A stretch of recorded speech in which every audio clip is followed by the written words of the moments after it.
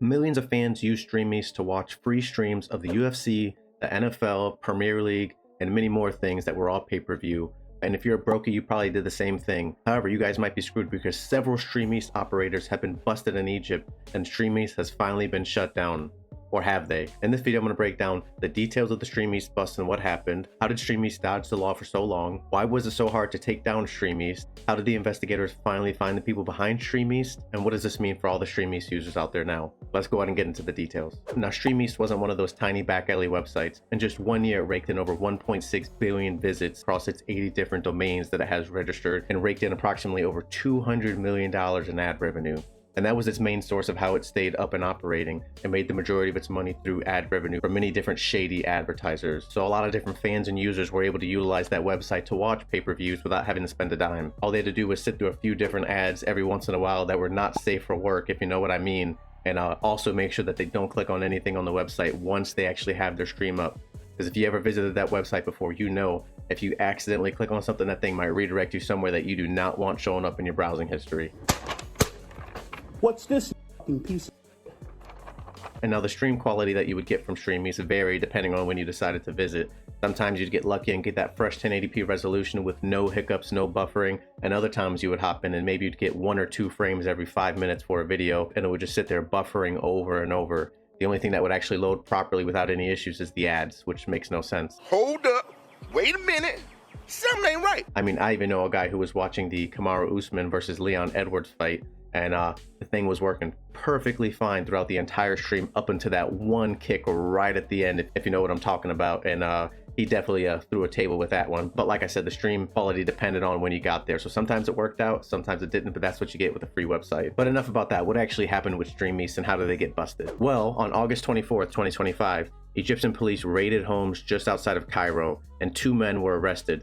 And investigators seized laptops, phones, debit cards, and over $120,000 in crypto wallets. And they were able to even find documentation that tied those individuals to a Dubai shell company. And authorities say Streameast made at least $6 million since 2010. And this takedown wasn't just local. Europol and the US Department of Justice and global anti-piracy groups were all in on it. And hours later, supposedly the Streameast domain became unavailable and shut down. But let's take a step back from that. How did Streameast actually stay hidden for so long, and how did the feds finally catch them slipping? Well, they used a plethora of different tactics to avoid being caught. They used dozens of domains. You'd see streameast.xyz, streameast.co, streameast.io, many different domains that they would use. And when one got shut down, they would just use a mirror site and bring up another one within seconds. It's like moving to a new house every time the cops found your old address. And of course, like I said, they had mirror sites, which are perfect clones of the original website, ready to replace it instantly. And most importantly, they hid behind proxies. And proxies is where it gets a little bit tricky for them. Think of proxies like the middleman server.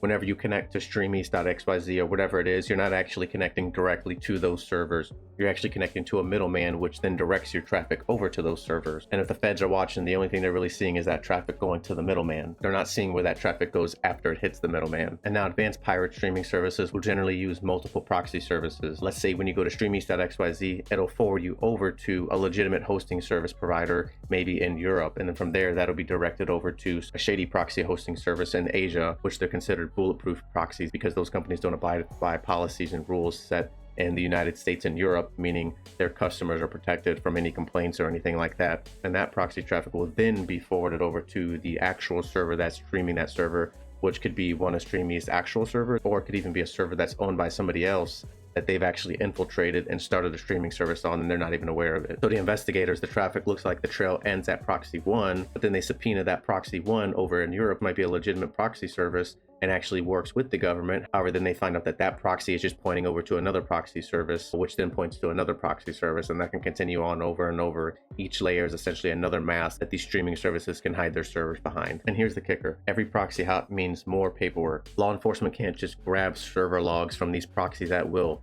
They need warrants, subpoenas, and court orders.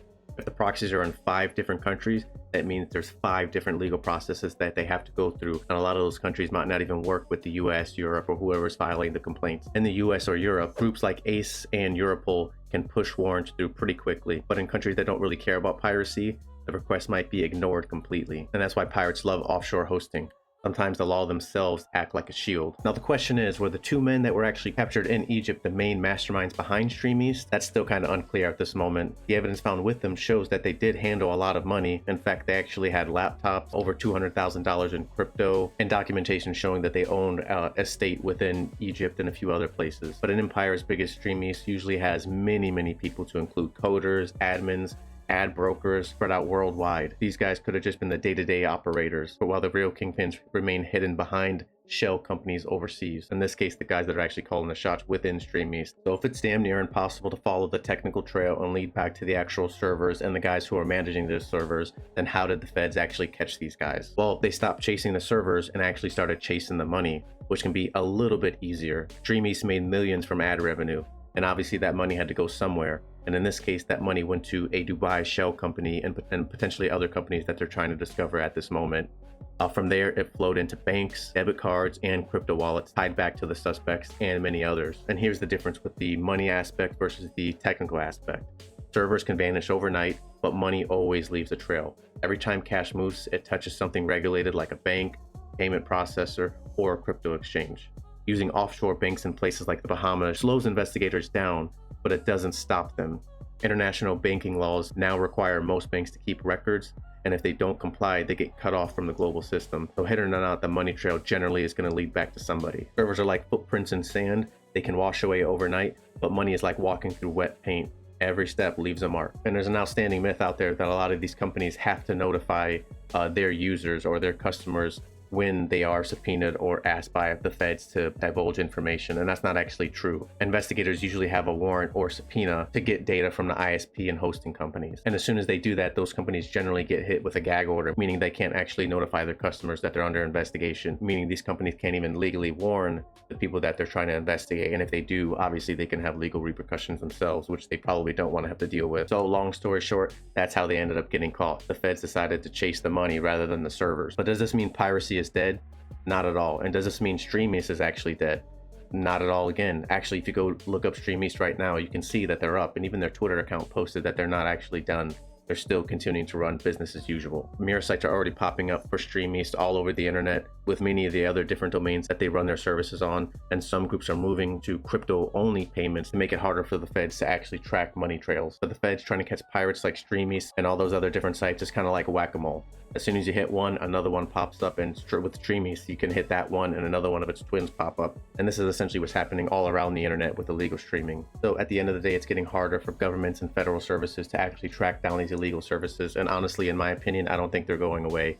I mean, there's so many different things out there, like illegal streaming, data dumps and all kinds of things like that that are on the internet that are just impossible to get rid of and impossible for the feds to actually restrict. It's just getting easier and easier for these guys. So long story short, in my opinion, is Streameast going away? No, I don't think it is. I don't think the UFC, the government, the NFL have the bandwidth, nor the time, nor the money to actually stop these guys for good, nor stop anybody else who tries to do it themselves. But that's just my opinion. Let me know what you guys think about it. Do you guys use Streameast? Have you guys used Streameast, or do you guys use something else? And what are your thoughts on illegal streaming overall? Appreciate your support, and I'll see you in the next video.